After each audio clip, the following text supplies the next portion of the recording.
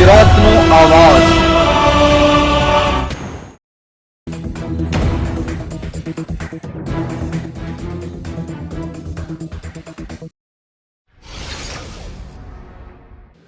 રાજકોટ જિલ્લાના ધોરાજીના પીપળિયા ગામે 80 વર્ષીય વૃદ્ધાએ અગ્નિ સ્નાન કર્યું।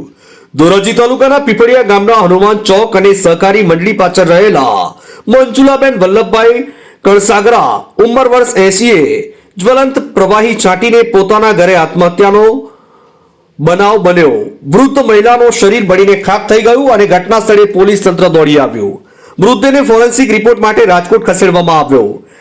પ્રાથમિક સ્થાનિક લોકો પાસેથી માહિતી મુજબ વૃદ્ધ મહિલા એકલવાયુ જીવન જીવતા હોય તેને લઈને આ પગલું ભર્યો હોવાનું મનાઈ રહ્યું છે।